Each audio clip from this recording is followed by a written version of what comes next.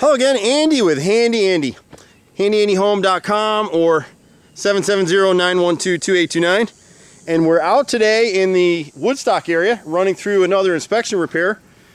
You know, and we go through so many of these, and every inspector sees different things and wants different things repaired, and sometimes technically they're right about something and it just doesn't make sense to make that particular repair. And we got a couple of those issues on this particular inspection. So one of the things that came up on this inspection is that the joints on this cedar siding over here on the left front corner of the house, that some of the joints between cedar pieces are too closely aligned. Well, there's house wrap or tar paper underneath this stuff.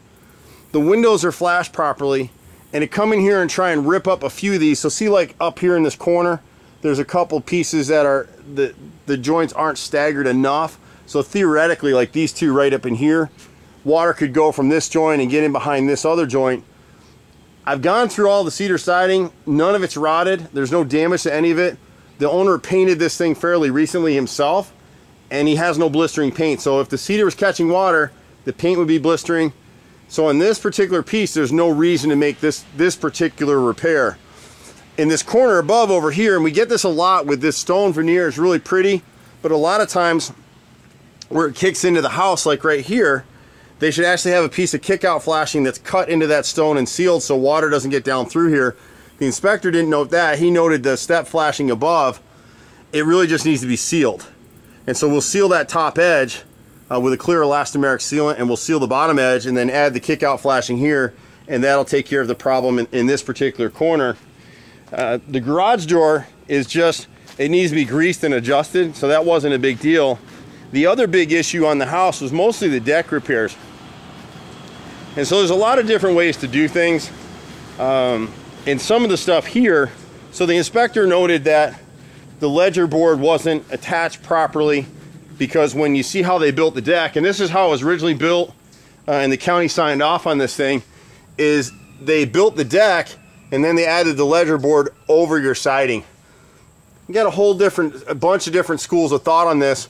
Sometimes when they build a deck, they'll cut the siding out from behind so the deck sits flush against the rim and the band board of the house.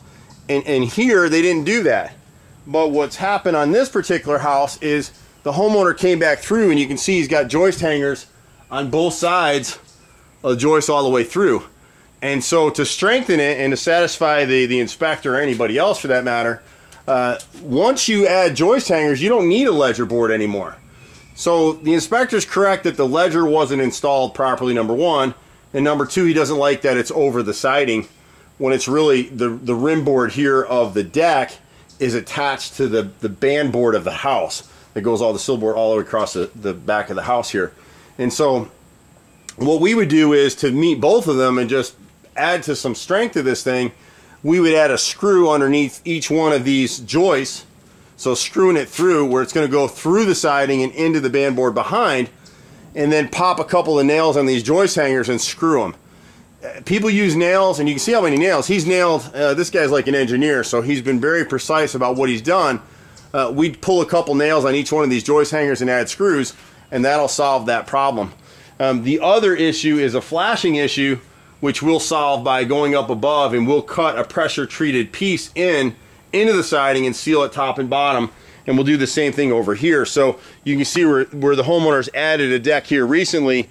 We'll actually cut this hardy plank, we'll inset a pressure treated strip that's beveled cut, and it'll shed water out and beyond. So it basically operates in lieu of flashing. The reason we like that better than flashing anyway, and we do that on our new decks that we build, we'll go ahead and install flashing, and we'll add the extra piece on top. We call it a pressure treated flashing plate. And what it does is it forces the water away from. When you have flashing in here, eventually that flashing is going to fail, and it's a pocket between the house and this edge of the deck. You won't know that it's failed until you got a major issue inside the house. Versus with our piece, if you keep this pressure treated sealed and stained over time so it doesn't split or rot or warp, you never have an issue, and it's a perfect repair. We've been doing it on houses for over 20 years. We've never once had a callback. Once in a while, some sealant will fail. We use a product called Sashco Through the Roof. Great product, awesome product. We've had no issues with it. But outside of that, every once in a while, sealant might pull or something gets stretched. Other than that, we've never had to come back in and replace a pressure treated plate in all that time. On the new deck extension, what he's going to have to do here is add some bolts. Inspectors like to see, and they're rightfully so, they like to see the post cut flush and these joists running on top of the post.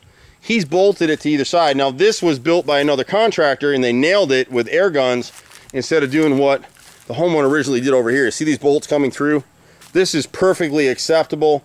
County will sign off on it all day long, which they did on this deck. This is the extension that was just built. You can see where they nail it. Nails are temporary. They're like splinters in your fingers. And so once he sorts out what they're doing over here, we may end up cantilevering this deck and allowing this edge to float. He'd have to add some joists running back in, and then they'd be bolted back to the post that you see step back in there. We may have to add another post. Just depends on the final design out here.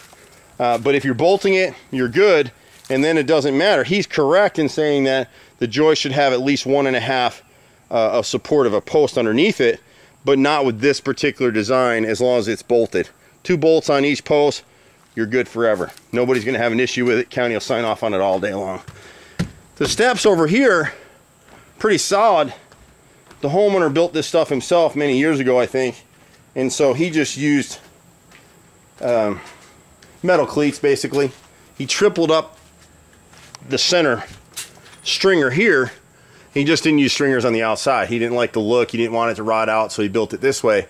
What we'd end up doing here is we're going to put a cleat under every one of these, and we'll drill it through, and then it'll be screwed. So you'll have a pressure treated cleat on top of this, underneath this, the metal brackets here, all the way through both sides. There's about 22 of them, and that'll solve that issue.